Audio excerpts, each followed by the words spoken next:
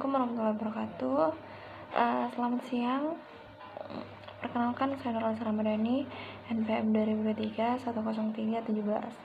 Nah, pada kesempatan kali ini saya akan menjelaskan beberapa pertanyaan-pertanyaan dari materi perusahaan teknologi XYZ. Nah, mungkin langsung saja ke pertanyaannya. Pertama, ada keuntungan dan risiko bagi perusahaan teknologi XYZ dalam menerbitkan obligasi internasional dibandingkan dengan sumber pembiayaan domestik. Nah, ada beberapa keuntungan perusahaan tersebut, yaitu diversifikasi sumber pendanaan.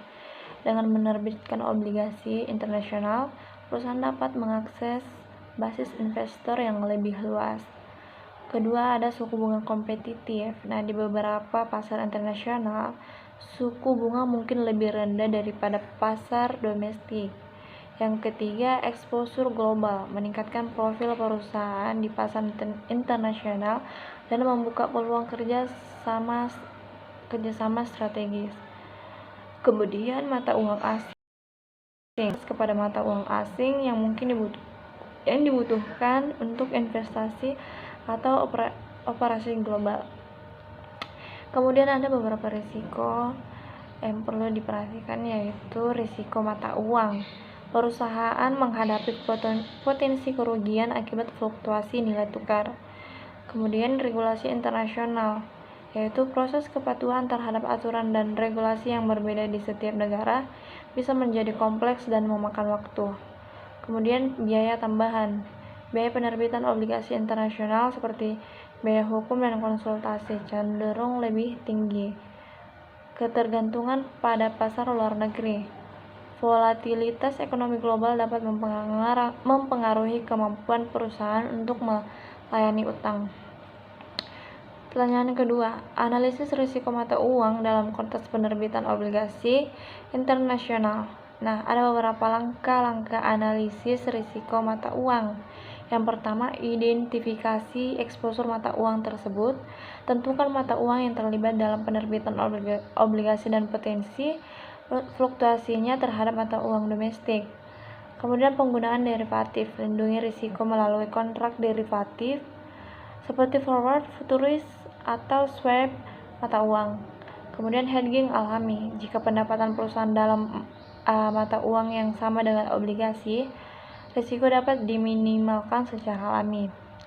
Terus monitoring pasar, lakukan pemantauan rutin terhadap kondisi ekonomi global dan kebijakan moneter negara penerbit obligasi. Kemudian analisis sensitivitas, yaitu simulasikan berbagai skenario nilai tukar untuk memahami dampak terhadap perusahaan. Yang ketiga, peluang ekspansi ke pasar Asia Tenggara untuk meningkatkan nilai perusahaan. Nah, peluang yang dapat diambil, pertama, pasar yang berkembang. Asia Tenggara memiliki ekonomi yang berkembang dengan tingkat pertumbuhan yang tinggi, populasi muda dan teknologi.